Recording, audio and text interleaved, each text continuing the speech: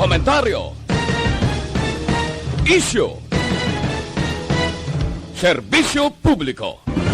Aksyon Radio! Sa Bacolod, Aksyon Radio! Aksyon Radio!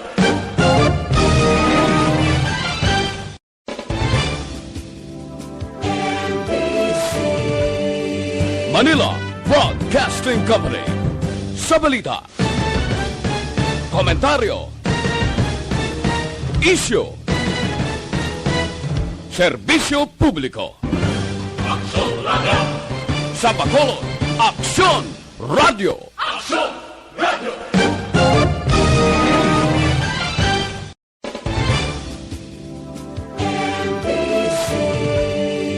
Manila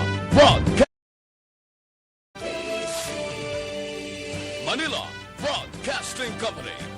Sa balita, komentaryo, issue, serbisyo publiko. Aksyon Radio! Sa Bacolod, Aksyon Radio! Aksyon Radio! Action Radio Philippine Standard Time, las 6:05. Ining na oras ginadulong sa inyo sang Shane.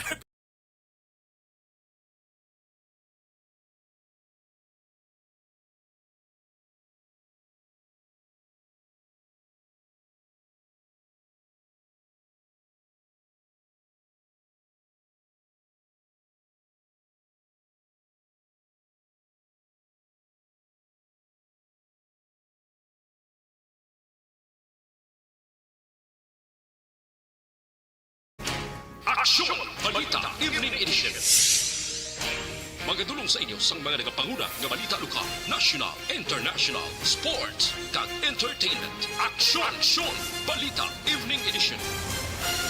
Kag karon ang inyo news team. Una sa balita, una sa aksyon. Bayong gabi siyudad sa Bacolod, Western Visayas, kag bugos nga Pilipinas. Welcome na sa pagpangalagad sang Aksyon Balita Evening Edition. Karon nga adlaw Martes, Agosto 31, tuig 2021. Kita live sa among official Facebook page kag sa YouTube channel ang Aksyon Radyo Bacolod kag babatian pa sa www.actionradyobacolod.com.ph. Kaming inyo mga tagbalita. Aksyon and Defensor. Kag Action Dale Salazar para sa mga headlines sa una kita sa mga balita lokal. 43 ka mga balay na sunog sa siyudad sa San Carlos. Investigasyon sa pagpatay sa isa ka Bacolod Police ginapatutukan sa PNP Chief. Sa balita national, gobyerno panubuan ang price cap para sa COVID-19 test. Community transmission sa COVID-19 sa Pilipinas ginkompirmar sa WHO. Detalye sa mga balita lokal pagkatapos gid lamang sini.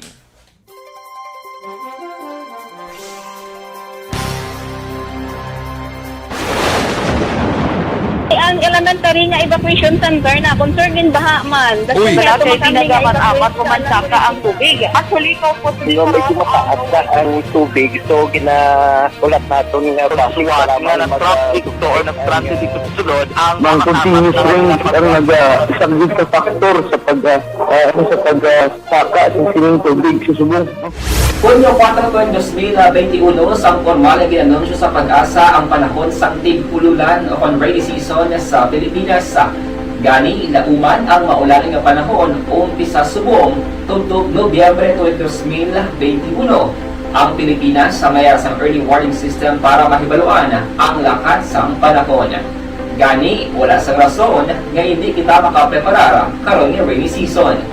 Yari ang pila ka mga action tips nga dapat mo may baluan karon nga panahon sang tig-ululan. Kung nagapuyo sa lugar nga masabi ginabaha, mag-monitor sa balita para sa anunsyo sang Pag-asa sa lakas sang panahon. Isa sa pinakapos nga pamaagi para malikawan nga magsulod ang baha sa balay, among paggamit sang sandbag. Ang sandbag ang isa kasakong nga may unod nga balas nga pwede ibutang sa pertahan upon ginaagyan sang tubig para temporaryo nga makontrol ang pagsulod sang tubig sa inyong nga balay. Antes naman ng rainy season, dapat nakapreparar ka na sa pagkaon, flashlight, pito, kandila, hygiene kit, power bank, transistor radio, importante nga mga dokumento, kag iban pa nga kinahanglanon. Ini ang dapat isulod sa go bag nga dapat ibutang sa isa ka lugar nga mapus kuhaon sa tion nga kinahanglan nga mag-evacuate. Sa tion sang pagbaha dapat butangan sang tape ang saksakan sang mga outlet kag ibutang sa mataas nga mga lugar ang appliances. Kunyara sa evacuation center, dapat man nga ipatuman ang minimum health protocol, face mask, face shield kag social distancing batok sa COVID-19. Sa panahon sa tig-ululan, dapat man proteksyonan ang ikaayong lawas batok sa pila ka mga masakit, kang isang dengue, leptospirosis, cholera, typhoid fever, hepatitis A, influenza kag iban pa. Nagpanugyan man ang DOH kay pabili ng proper hygiene kay pag-inom sang limpyo nga tubig. Lutuon sang gusto ang pagkaon para malikawan ang contamination. Maghugas sang kamot antes kag pagkatapos ang kaon kag matapos nga mag-usar sang banyo. Likawan man ang paglangoy o kon pagtubog sa baha. Kini sa Action Dale Salazar para sa Action Tips nga nagapahanundong nga maghalong sa tanan nga tion. Good day everyone! Ako gali si Ann Defensor of Action Radio Bacolod. Kag subong is 5 years na ako nga nagatrabaho for Action. And nagapasalamat ako syempre sa management sang sining ako nga trabahuan bangod sa ilang paghatagban bulig sa akon agud nga mas nga mapa-improve ang akon iyang ikasarang sa patag sa paghambal sa kahanginan kag syempre sa mga pagpakita pagid sang abilidad ko hindi lamang sa mikropono kundi pati man sa field. Sa liwat, madamo nga salamat Aksyon na Radyo Bacolod kag syempre sa amon man nga station manager Ma'am Nona Di Maala Magbanwa para sa pagbulig sa amon agud nga mas mapaayo pagid kag mangin produktibo kami nga mga kabataan sa sining nga henerasyon.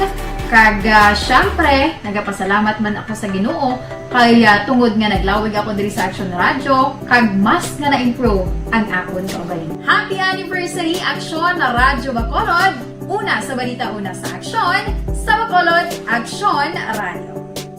Good day everyone! Ako gali si Henry Espongar diri sa Technical Department sa Action Radio. 28 years na ko di sa Action Radio. Kami diri mag-duty diri sa control sa technical. Mag-assist sa anchorman, troubleshooting, incoming calls. Okay.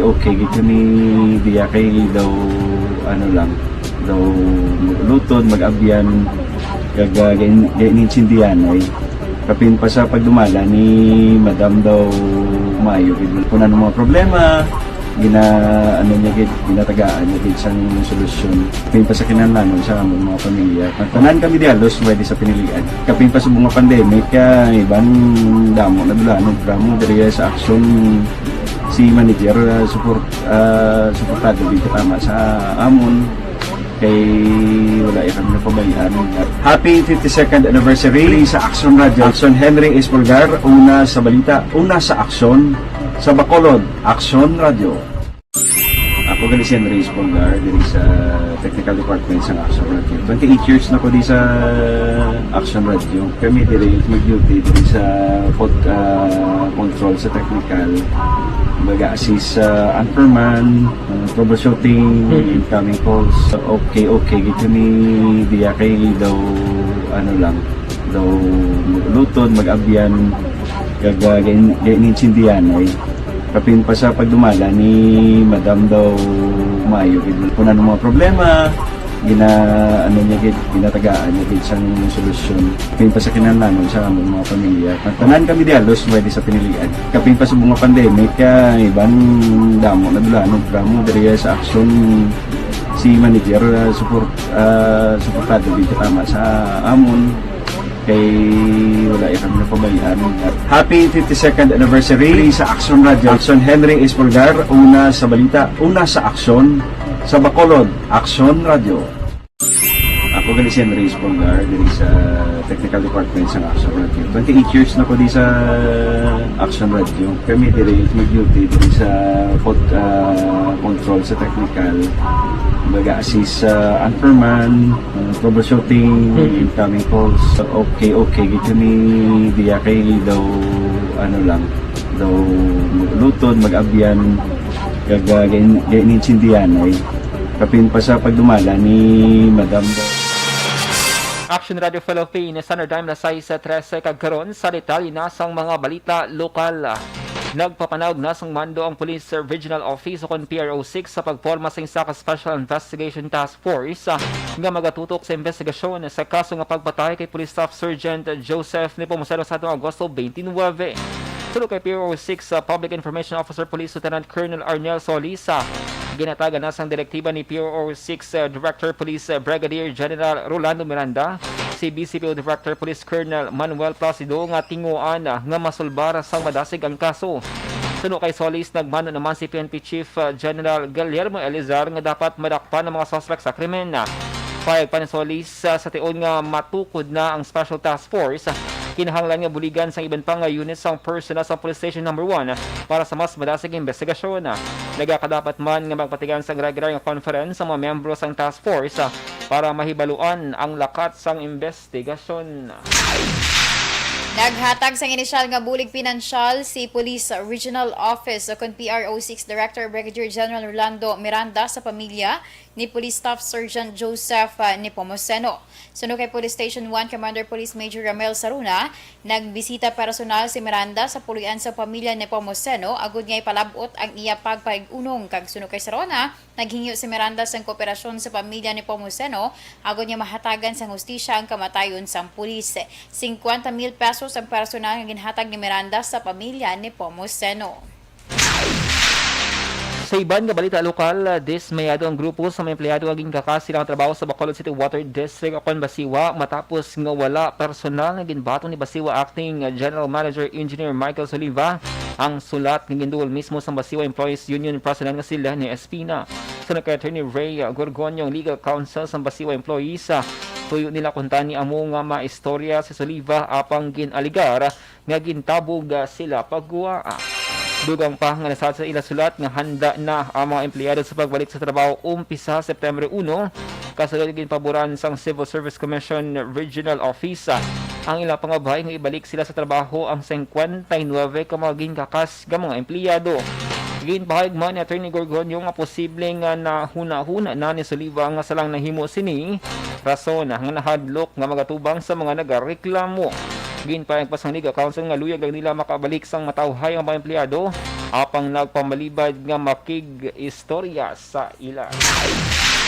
Pito ka kapitan sa syudad sa Bacolod ay nabiktima sa prank order matapos nga i-deliver ang pagkaon bisan nga wala sila nag-order. Sunog kay Liga ng mga Barangay President kag Councilor Lady Glass Gonzales, natabo ang insidente mga alas 8 sang gabi sa Lunas nga adlaw kag isa siya sa mga nabiktima kaupod sa Kapitan Rosine Distrito sa Barangay Singkang Airport, Kapitan Rodney Carbona sa Barangay Sumag, Kapitan Ruben James Miranda sa Barangay 35, Kapitan Gloan Tambasin sa Barangay Montevista.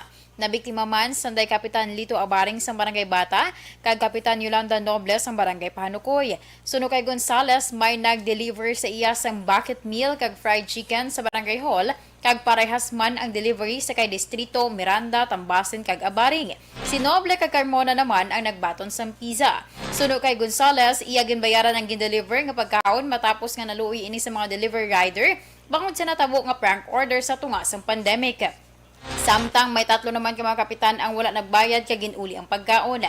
Natalana nga magasapol ang mga nabiktima nga kapitan para maistoryahan ang ilang atikang kag na-blatter naman ang insidente. Some people ang dahil na naubra isgasyan. No? So, instead of supporting and helping one another, nagkakapos pa kita problema. So, tani ng iyong katong kainin na activity kay makakompromise both ang inyong sa suhan, so, of course, nag-ubra sang sudsoon.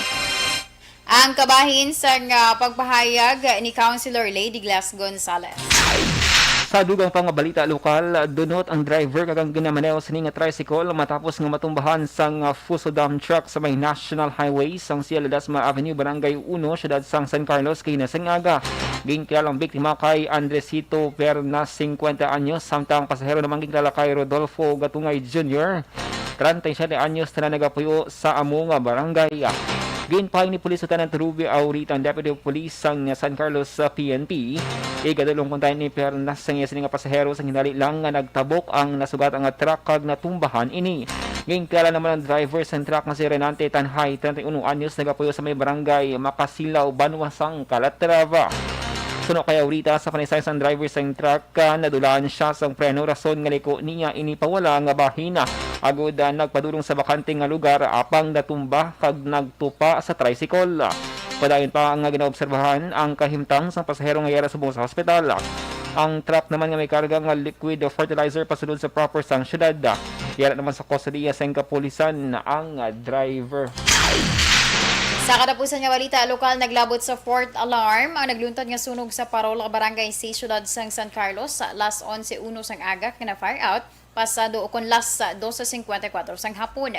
Sunog kay Fire Officer Juanil Bandilio, ang Chief Investigator sa Bureau of Fire Protection, na ulihi sila nakabaton sang tawag rason nga pag-abot 3 nagapuloy-an ang nasunog kag tuma nakadako sang kalayo. Dugang pa ni Bandilio, nagpangayo na sila sang bulig sa kaiping nga banwag kag syudad kaangay sang Tuboso, Calatrava, Escalante kag 3 ka mga pribado nga fire volunteers sa mga syudad. Pag sa dugang nga investigasyon, nag-umpisa ang sunog sa puloy-an ni Henry Dayondon, isa ka mentally retarded, apang wala siya natabuan sa nag-umpisa ang sunog. May kabudlayan ng BFP sa pagkuha sang impormasyon, bangod hindi mapamangkot si Dayondon. Ginapadalaman pa sa BFP kung paano nag-umpisa ang kalayo. Wala naman sang napatakay o kung wala naman sa napatay kag samaron. Temporaryo nga nagatiner karon ang 43 ka pamilya o kung 289 ka mga individual sa gymnasium sa amo nga barangay. Sa balita, una sa aksyon! Lasay sa 20 Action Radio Philippines Standard Time, Vitamin C Balan.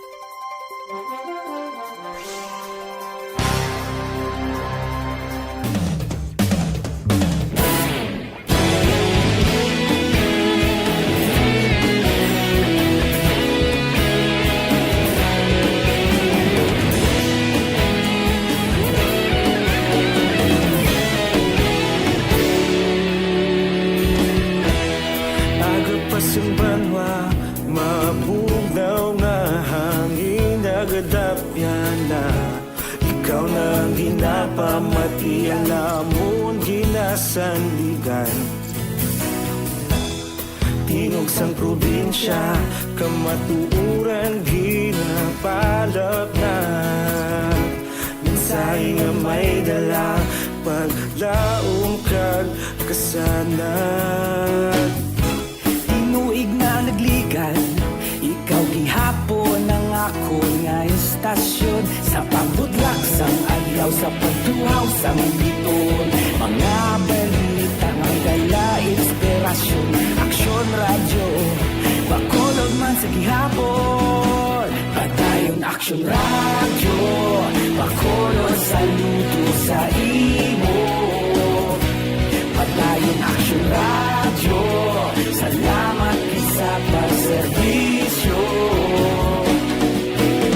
Patas kag balanse, matuod na mensahe, wala sang hinadang pilihan. Padayon Aksyon Radyo.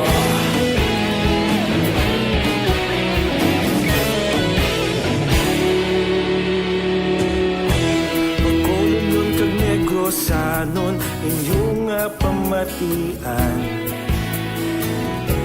Stasyon nga nagapalaplag sang kamaturan. Magbakod nga prinsipyo, reporter handa sa serbisyo. Kahapon, karon kag sa gihapon, kita magapadayon. Tinuig na nagligan, ikaw gihapon ang ako nga istasyon. Sa pagbutlak sang adlaw, sa pagtuhaw sang biton, mga balita na may dala inspirasyon. Aksyon Radyo, bakolon man sa gihapon. Padayon Aksyon Radyo, bakolon saludo sa imo. Padayon Aksyon Radyo, salamat sa pagserbisyo. Patas kag balanse, matuod na mensahe, wala sa ginadampilikan. Padayon Aksyon Radyo. sa aksyon sa Bacolod Action Radio. Una sa balita, una sa aksyon sa Bacolod Action Radio. Ikaulog na na'y sigsag ang mga kalintangan. Responsable at pagbalita, pagdahil na ipalak na. Malasig pero sigurado, aksyon na may dalang pagpalangga.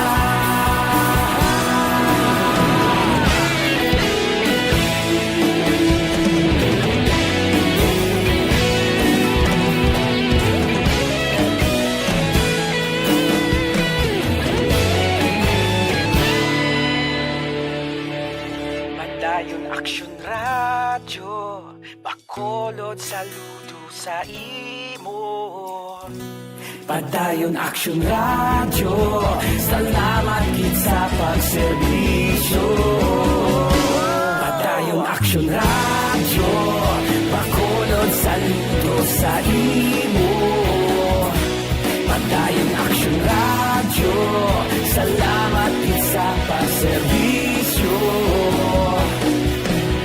Patas kag balanse, matuod nga mensahe, wala sang ginadampigan. Padayon Action Radio.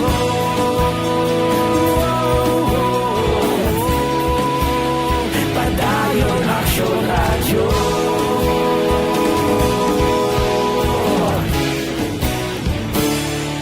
Padayon Action Radio.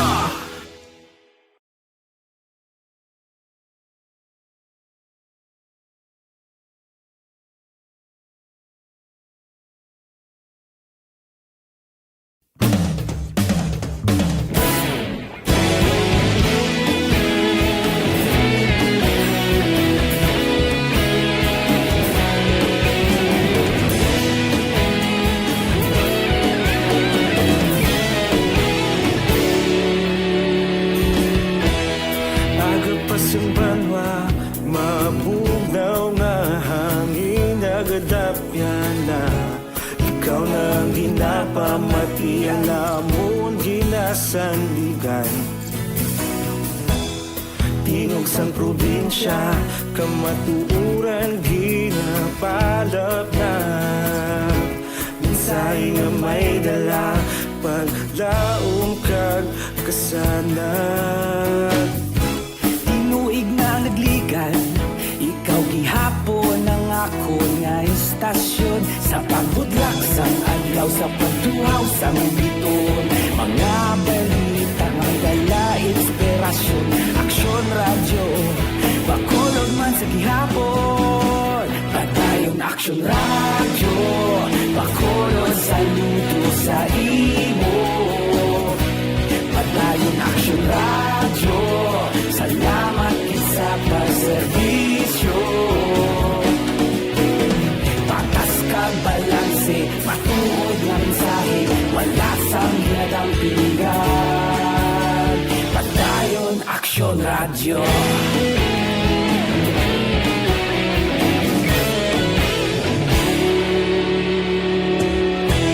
Bacolod nun kag Negros sanon inyong pamatian. Istasyon nga nagapalaplag sang kamaturan. Mabakod nga prinsipyo, reporter handa sa serbisyo. Kahapon, karuntag sa gihapon, kita magapadayon. Tinuig na nagligan, ikaw gihapon ang ako nga istasyon. Sa pagbutlak sang adlaw, sa pagtuhaw sang biton. Mga balita na may dala inspirasyon.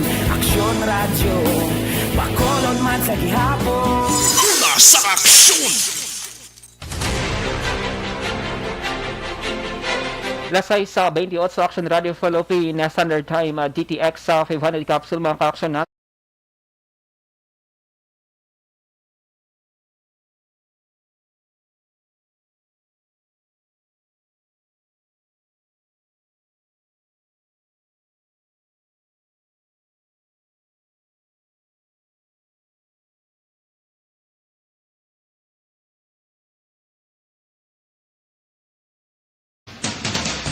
Pagkaroon sa detalye na sang mga balita nasyonal.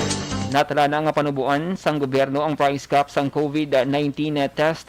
Suno kay Health Undersecretary Maria Rosario Vergere, bukas ang gobyerno sa rekomendasyon sa panawagan sang libre nga COVID-19 testing sa tunga sa pagsaka sang COVID-19 infection sa Pilipinas. Pero suno kay Vergere, gintalakay na sang National IETF ang price cap sa COVID-19 test sa ila pinakaulihi nga pagsinapol. Sunod sa health official, hindi pa niya mapalayag kung pila bangod ng IETF pag ang natungdan nga hensya kang isang DTI kag DOH. Amo ang mag-issue sang pulisa kag napanubo na nila ang price cap. Sang 2020, ang price cap sang RT-PCR test ang yara sa 3,800 pesos to 5,000 pesos. Nagsolusyon man sa Vergere ang suggested retail price para sa antigen test kits ang italana sa 960 pesos para malikawan ang sobra-sobra nga presyo. Ginanunsyo sa World Health Organization Philippines nga dominante sa karon ang Delta variant sa mga coronavirus variant sa pungsod. Suno kay WHO Philippine Representative Dr. Rabindra Abiasinghe, kinapakita sa datos nga naging dominante ang Delta variant ng coronavirus. Kagin parayag man ni Abiasinghe nga tungod sa mataas nga kaso sa COVID-19, kinapakita lamang nga mayara na sang community transmission. Dugang pa ni Abiasinghe nga malapit sa 70% sang samples nga ginpaidalam sa genome sequencing ang nagpositibo sa Delta variant. Sa dugang pangabalita national, ginpaig sang DOH nga nagapangtubang sa karon sang kabudlayan ang ahensya sa pagpangita sang tocilizumab, ang drug nga ginausar para sa COVID-19 patients. Suno kay Health Undersecretary Maria Rosario Vergere, mayara sang global shortage sang mga drug. Ginpaig sini nga nagpadala na sila sang sulat sa Switzerland kag United States para mangayo sang bulig kung pwede makapareserba sang bisan na portion lang sang dapat ihatag sa iban nga pungsod. Ginpaig man sa health official nga ginatunan man sa mga eksperto sa Living Clinical Practice Guidelines Group ang posible alternatibo sa tocilizumab, pero dapat mayara pa ini sang approval sang FDA. Samtang may nagakaigo naman nga supply ang Pilipinas sang remdesivir, may isa man ka drug para sa COVID-19 patients. Ginanunsyo sa Commission on Higher Education o CONCHED nga 56 ka persona ang nagpositibo sa COVID-19 halin sa nagbalik ang limited face-to-face classes sa college level sang Enero. Suno kay CHED Chairperson Prospero de Vera, ginalakipan ang mga nagpositibo sang 41 ka mga estudyante kag 15 ka mga manunudlo. Ginparayag man ni de Vera nga wala sa kinahanglan niya kabalakan tungod isa lamang ini ka porsyento sa mga nagpartisipar sa limitado nga face-to-face classes sa tertiary education level. Ginpasiguro ni de Vera nga asymptomatic ang tanan nga estudyante nga natapikan sang virus. Sa katapusan nga balita national, ginakabalakan ni Senador Loren Legal ang padayon nga pag-record sa mataas nga kaso sa COVID-19 sa Pilipinas. Madumduman nga humalin kahapon naglabot sa 22,366 ang bago nga kumpirmado nga kaso kag ining ginakabig nga pinakamataas nga padamuon sang na-infect na record halin sang nag-umpisa ang pandemic. Ginapanawagan man sang anay senador nga pabaskugon pa ang healthcare system kag ipasiguro nga may pondo para sa dekalidad nga pasilidad kag equipment sa mga hospital kag paayuhon ng medical assistance program sang gobyerno pareho sang DSWD, Assistance to Individuals in Crisis Situation kag ang DOH, Medical Assistance for Indigents program.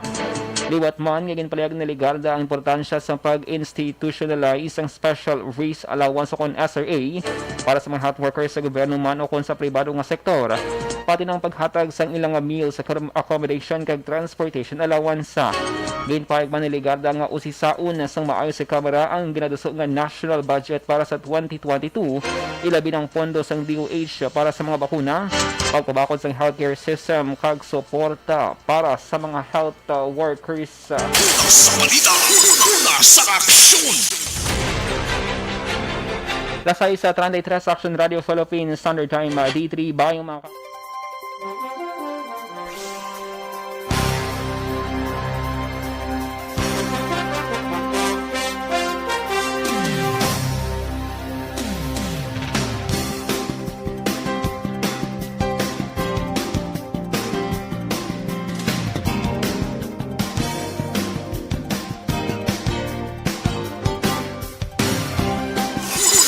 sa aksyon! Lasay sa 34 Action Radio Philippines Standard Time, inyo nabatian ang kabugusan ng mga balita sa Action Balita Evening Edition. Karon nga daw Martes, Agosto 31, 2021. Salubat ka ng inyong mga tagbalita. Action and Defenso. Sa Action Dale Salazar, una sa balita, una sa aksyon. Sa Bacolod Action Radio. Manila Broadcasting Company. Sa balita. Komentaryo. Issue. Serbisyo publiko. Action Radio. Sa Bacolod Action Radio. Action